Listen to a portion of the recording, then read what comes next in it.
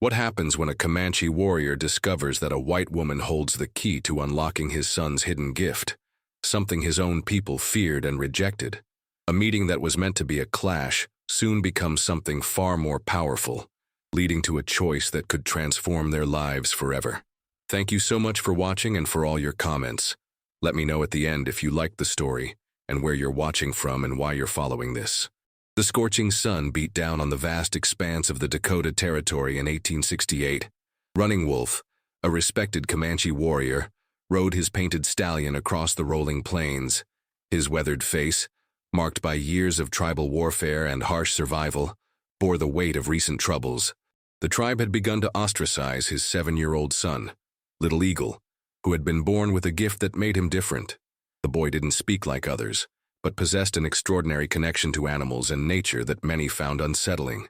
"The spirits have touched your son," the tribal medicine man had told him, "but many fear what they do not understand." Running Wolf slowed his horse as he approached a small creek, allowing the animal to drink while he surveyed the horizon. The land was changing. White settlers were pushing westward with increasing frequency, and tensions were rising. His scouting mission today was to assess a reported homestead that had appeared near their hunting grounds. As he crested a hill, Running Wolf spotted a modest cabin nestled against a grove of cottonwoods. Smoke curled from its chimney, and a small garden patch showed signs of recent tending. He dismounted, tethering his horse to a scrub oak, and moved silently toward the settlement.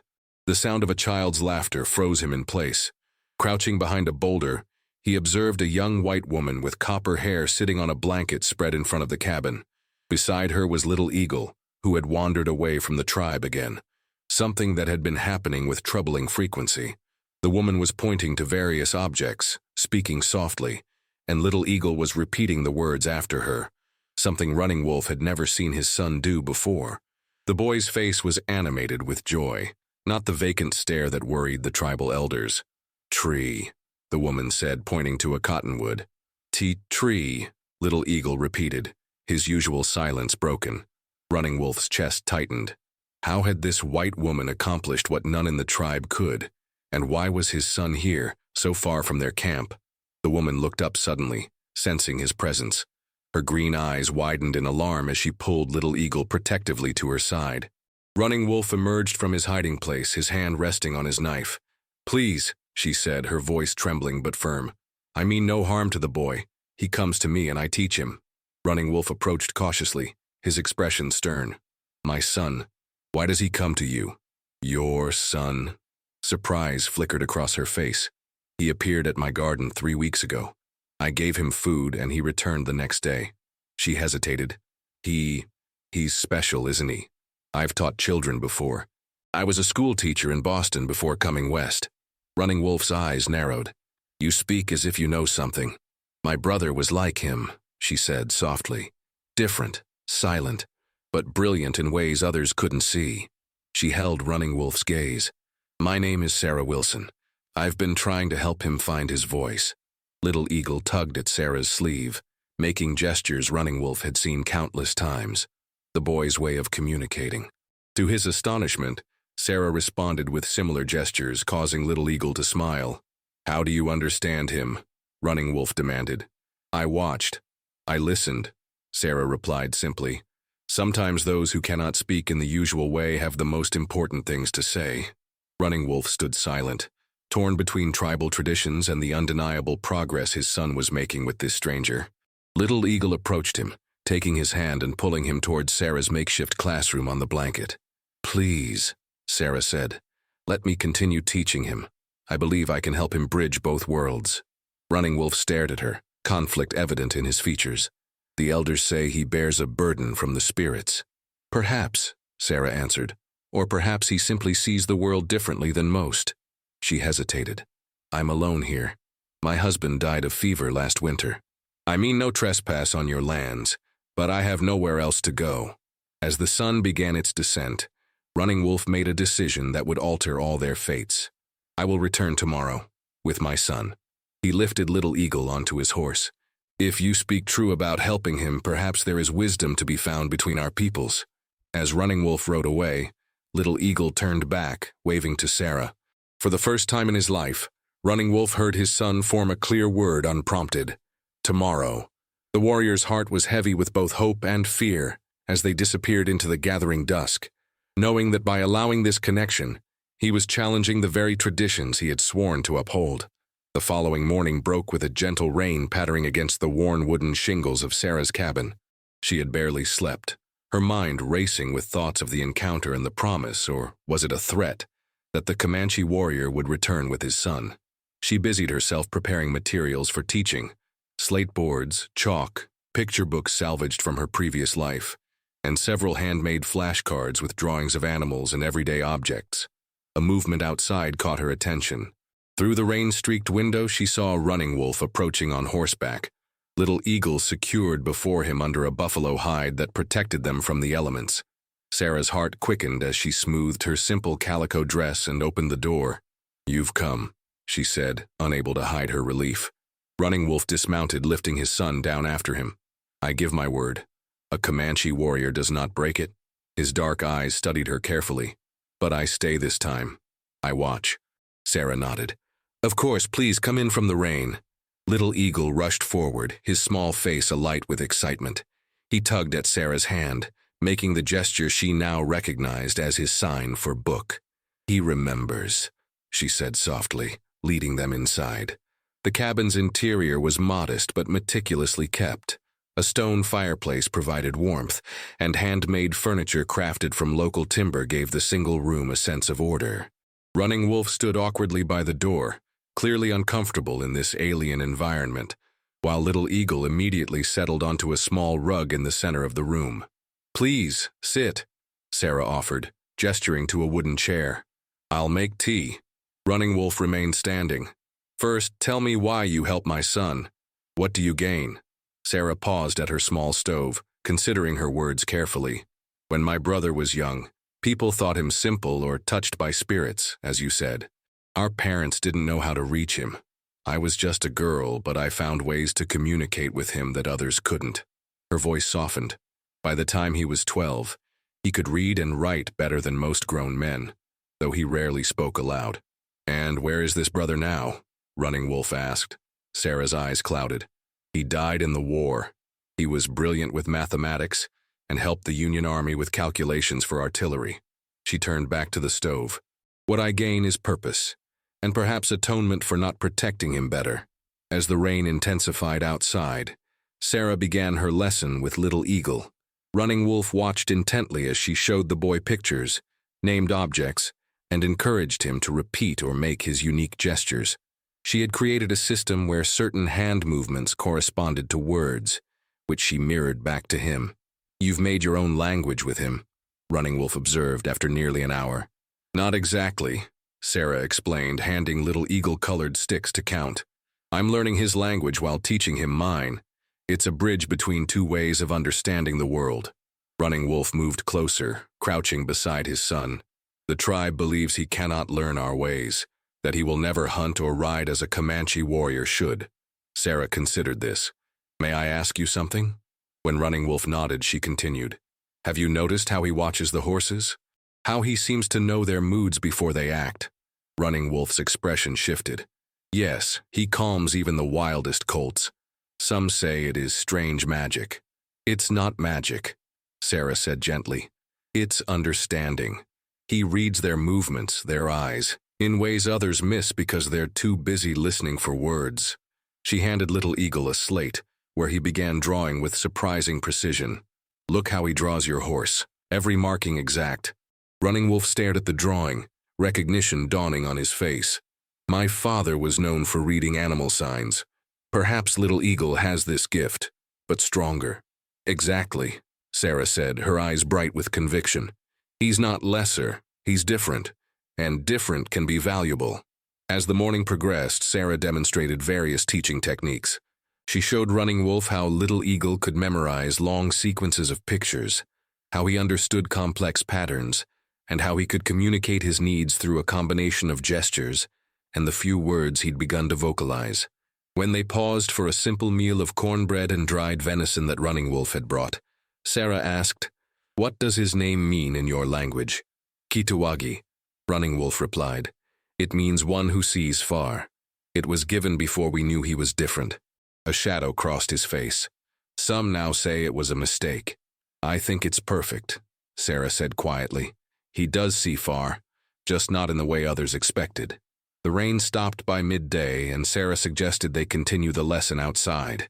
In the damp earth behind her cabin, she showed Little Eagle how to plant bean seeds, counting each one, naming colors, and explaining in simple terms how they would grow. Running Wolf watched his son's absorption in the task, his small hands carefully patting soil over each seed. The tribal council meets in 3 days, he said suddenly. They will decide if Little Eagle should be sent to live with the old ones who no longer hunt or fight. Sarah straightened, alarm evident in her expression. Because they think him incapable? Because they fear what they do not understand, Running Wolf replied, his voice heavy. Our ways have kept us strong against many enemies. But now, he looked at his son, who was arranging the remaining seeds in a perfect spiral pattern. Now I wonder if our ways must sometimes bend like the willow, instead of standing rigid like the oak. As the afternoon waned, Little Eagle's progress continued to impress his father. The boy had learned 5 new words and seemed increasingly comfortable attempting speech. Before they departed, Sarah gave Running Wolf a small book with simple pictures.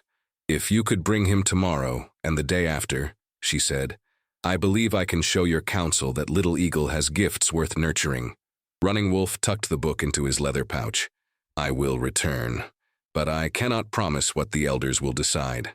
As they mounted to leave, Little Eagle turned to Sarah and clearly said, Thank you.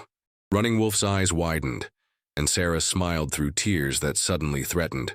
You're welcome, Little Eagle, she replied, using the gesture for friend that she'd learned from the boy. Riding away, Running Wolf felt a conflict deeper than any he had known in battle. The wisdom of his ancestors pulled him one way, while the undeniable evidence of his son's awakening mind pulled another. Between these forces stood a white woman who should have been his enemy, but instead might be his son's salvation. The following day dawned clear and crisp, with morning mist rising from the plains like spirits departing the earth. Running Wolf approached the tribal council circle, where 5 elder warriors and the medicine man, Gray Fox, sat in solemn deliberation.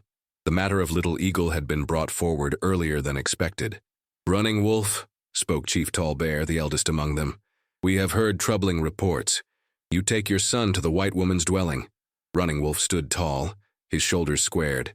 It is true. She teaches him in ways our people have not. Murmurs rippled through the small gathering. Gray Fox, his face deeply lined with age and adorned with red and yellow paint, leaned forward. The boy is touched by spirits.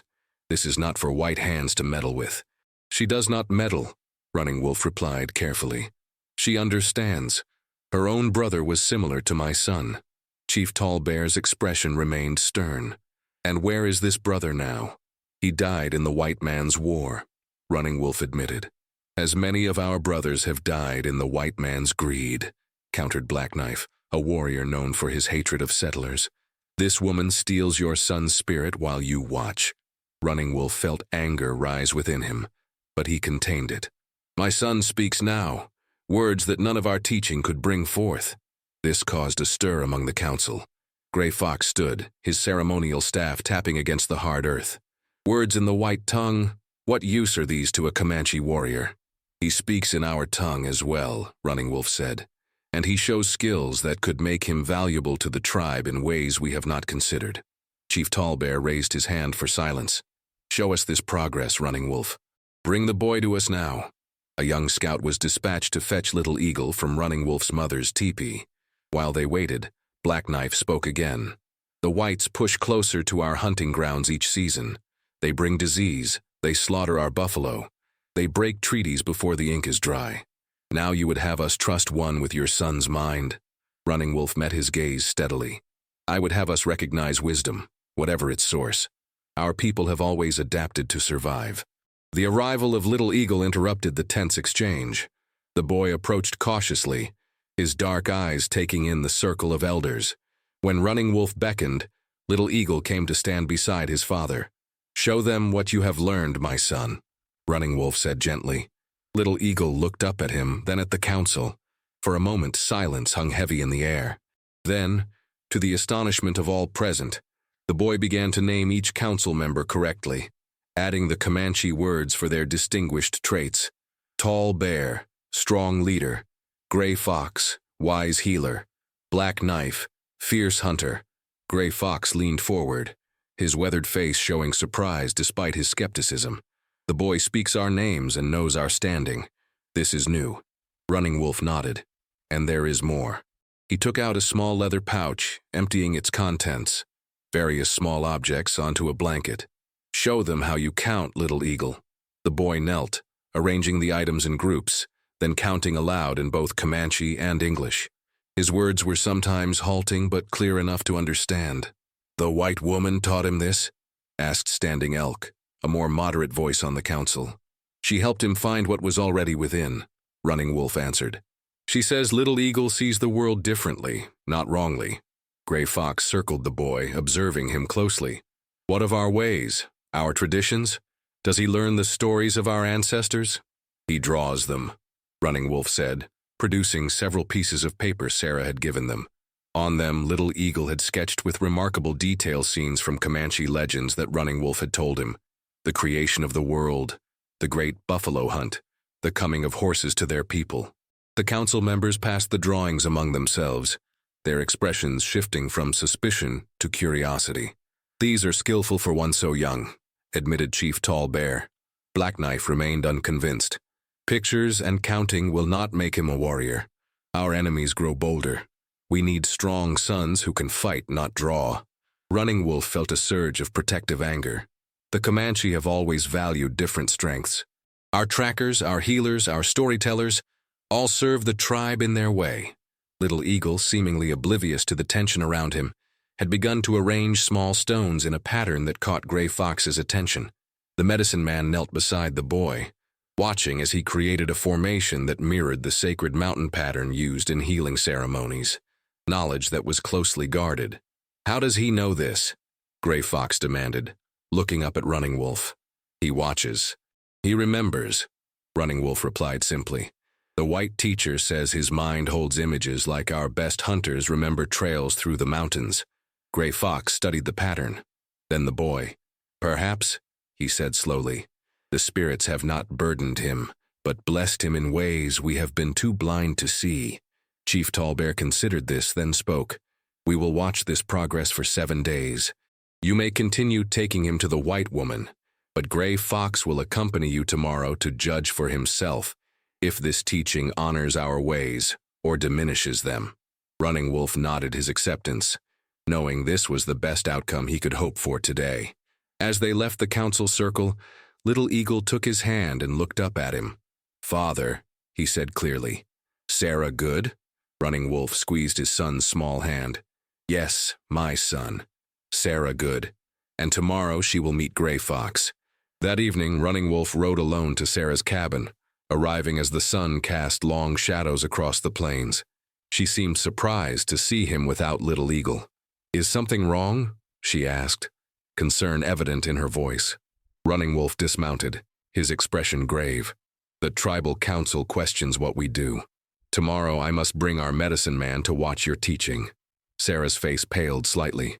I see. He is called Gray Fox. He is wise but suspicious of white ways, Running Wolf explained. The progress Little Eagle shows has caught their attention, but they fear he will lose his Comanche heart. Sarah leaned against the doorframe, considering this. What do you need me to do? Show him that you respect our ways, Running Wolf said. That you do not teach Little Eagle to be white, but to be himself. A bridge between worlds, perhaps. Sarah nodded slowly. I understand. She disappeared briefly into the cabin, returning with a small bundle wrapped in cloth. I made this for Little Eagle, to help him remember what he learns. She handed it to Running Wolf. Unwrapping it, he found a small book with deerskin covers. Inside were pages with drawings of animals, plants, and objects labeled in both English and phonetic Comanche, based on words Little Eagle had shared with her. Running Wolf stared at the book, touched by the effort it represented. You learn our words as he learns yours. Of course, Sarah said simply. How can I help him honor his heritage if I don't try to understand it myself? As darkness fell, they sat on Sarah's porch, discussing the lessons for the next day. and how best to demonstrate Little Eagle's abilities to Gray Fox. The night was clear, stars spreading across the vast sky like scattered seeds. "My husband used to say that the stars are the same no matter where you stand on this earth," Sarah said quietly. "Perhaps that's true of people too. Different ground beneath our feet, but looking up at the same mysteries." Running Wolf considered her words. "The Comanche believe the stars are the campfires of those who have gone before us to the spirit world." "That's beautiful," Sarah replied. "See? Already I learned from your people." As Running Wolf prepared to leave, Sarah asked, "What happens if Gray Fox disapproves of my teaching?" The warrior's face grew solemn in the fading light. "Then I must choose between the wisdom of my ancestors and the future of my son." He mounted his horse, adding, "But I begin to believe there may be a path that honors both." Riding back to his camp under the starlit sky, Running Wolf felt a strange peace settling over him. Tomorrow would bring its challenges, but for the first time since Little Eagle's differences had become apparent, he carried hope rather than shame in his heart. The white woman, Sarah, had given him this gift, and whatever came next, he would not forget it. The morning of Gray Fox's visit arrived with a brilliance that seemed to set the prairie ablaze with golden light. Sarah had risen before dawn, meticulously preparing her small cabin and organizing materials that would showcase Little Eagle's progress while honoring his Comanche heritage. She'd gathered native plants for identification, created counting exercises using small stones and feathers, and prepared stories that paralleled both settler and tribal wisdom. When the sound of approaching horses reached her, Sarah smoothed her hair, took a deep breath, and stepped onto her porch. Running Wolf approached with Little Eagle riding before him, while an elderly man with long silver braids and ceremonial face paint followed on a dappled pony. Gray Fox's penetrating gaze fixed on Sarah immediately, assessing her with the wariness of one who had seen too many promises broken. "Welcome," Sarah said, inclining her head respectfully. "I am honored by your visit, Gray Fox." The medicine man dismounted with surprising agility for his years. "The honor is not yet earned, white teacher," he replied in accented but clear English. "I come to see if your ways help or harm our future."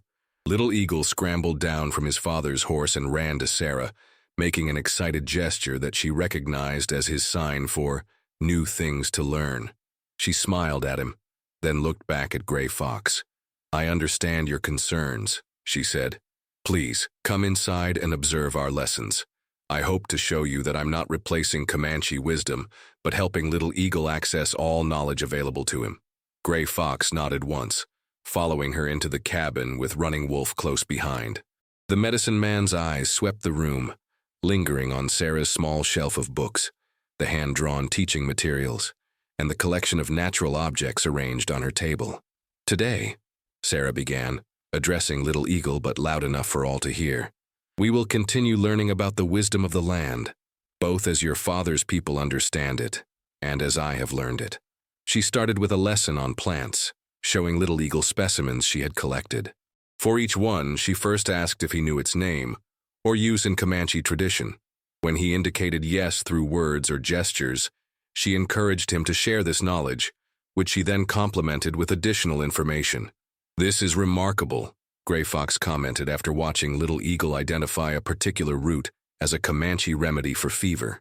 "The boy knows our medicine ways despite his differences. He observes everything," Running Wolf said proudly. Sarah has helped him express what he already knew but couldn't tell us. The morning progressed with lessons in counting, tracking seasons, and identifying animal signs. Little Eagle moved between moments of silent concentration and bursts of verbal communication, sometimes in Comanche, sometimes in English. Sarah noted how Gray Fox watched intently when the boy used the gesture language they had developed together. "This hand-talking," Gray Fox finally asked, "where did it come from?" "From Little Eagle himself," Sarah explained. "I only recognized it and responded in kind. Many tribes have similar systems, I'm told. It allows him to express complex thoughts when words are difficult." Gray Fox's weathered face softened slightly. "Our cousins to the north, the Plains tribes, use such signs to speak between nations whose words are different. It is an old way, respected." By midday, Sarah suggested they move outside. In the clearing behind her cabin, She had prepared an area where Little Eagle could demonstrate his understanding of Comanche tracking methods that Running Wolf had been teaching him. The boy carefully examined marks Sarah had made in the soft earth, then accurately described what kind of animal might have made such prints, which direction it was traveling, and how recently it had passed.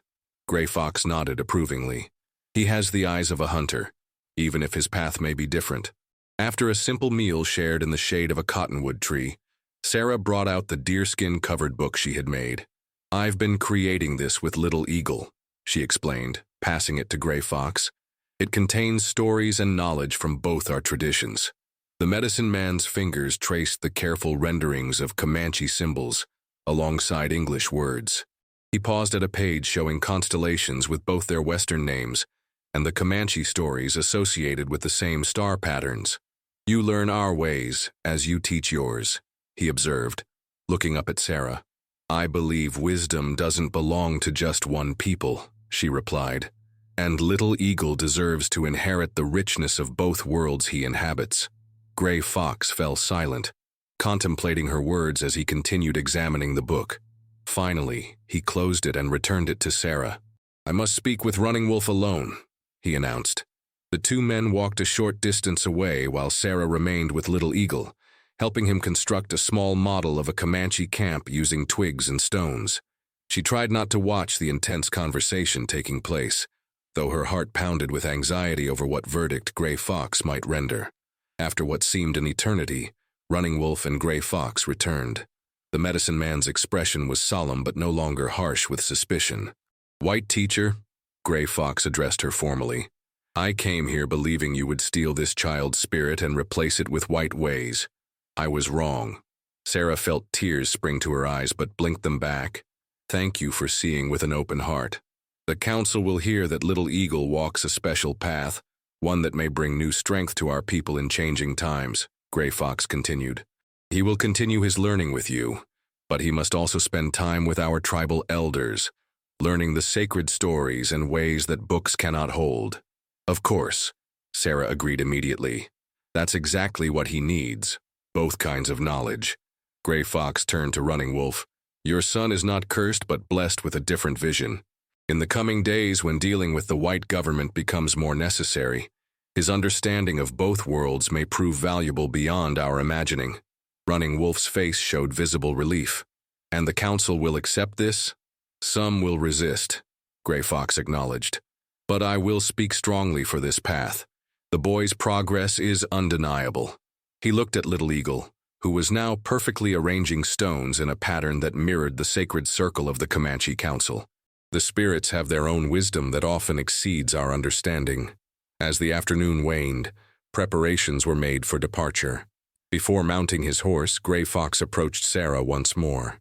"There is something else," he said quietly. "A vision came to me as I watched the boy today. I saw him grown, standing between our people and yours in a time of great trouble, speaking with a voice that both sides heeded." The old man's eyes held hers steadily. "You are part of this path, white teacher. Your own journey has led you here for a purpose." Sarah swallowed hard. "I only wanted to help a child who reminded me of my brother. The Great Spirit uses our small intentions for larger purposes," Gray Fox replied.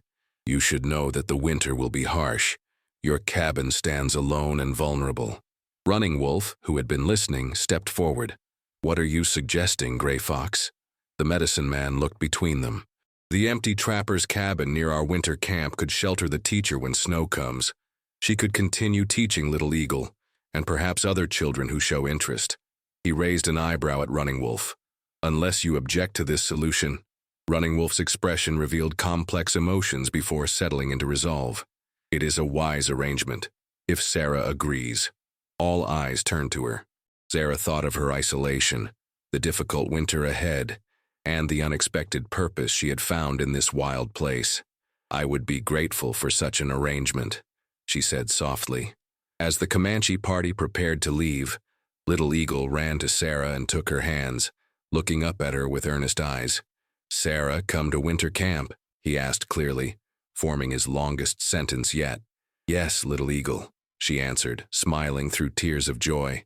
"When the snow flies, I'll come." Running Wolf approached last. His usually stoic expression softened with something Sarah dared not name. "You have given my son his voice," he said, "and perhaps something more to all of us." "He always had a voice," Sarah replied. "I just helped others learn to hear it."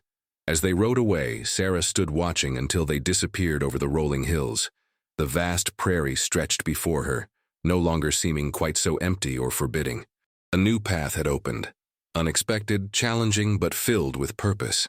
In the weeks that followed, Little Eagle's progress continued to impress both the Comanche elders and Sarah. His unique abilities began to be seen as gifts rather than burdens, especially his extraordinary memory for trails, his intuitive understanding of animals, and his growing facility with bridging the communication between two vastly different cultures. When the first snow fell in early December, Running Wolf arrived at Sarah's cabin with several tribal members to help transport her belongings to the winter camp. The journey was arduous, but filled with a sense of rightness that Sarah had not felt since before the war took her brother and her husband.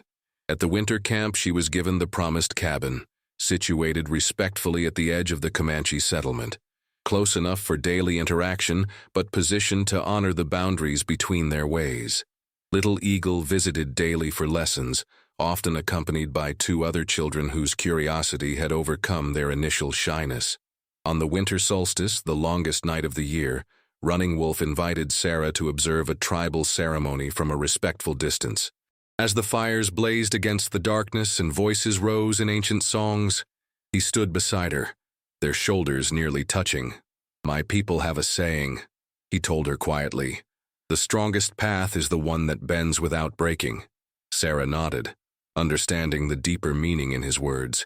"In my faith we speak of new wine requiring new wineskins, that wisdom sometimes needs fresh vessels to be preserved." Running Wolf looked at her, the firelight casting his strong features in gold. "Perhaps that is what Little Eagle represents, a new vessel for the best of both our worlds." As the ceremony continued under the star-filled sky, Sarah felt a sense of belonging she had thought lost forever. The path ahead would not be easy. The tensions between settlers and tribes were growing, not diminishing. But in this small space, with this exceptional child and his courageous father, a different possibility was taking root. Little Eagle, watching the ceremony from his grandfather's side, caught sight of his father and Sarah standing together. He smiled, understanding in his unique way that something important had changed, not just for him, but for all of them. The boy who had once been labeled as different had become a bridge, his silence transformed into a special kind of wisdom that spoke to both worlds with equal clarity. As the longest night began its slow surrender to dawn, the first light touched the eastern horizon, promising that even the darkest times eventually yield to new beginnings. Sarah, Running Wolf, and Little Eagle had found theirs in the most unexpected of circumstances, proof that understanding could flourish, even in the challenging soil of two colliding worlds.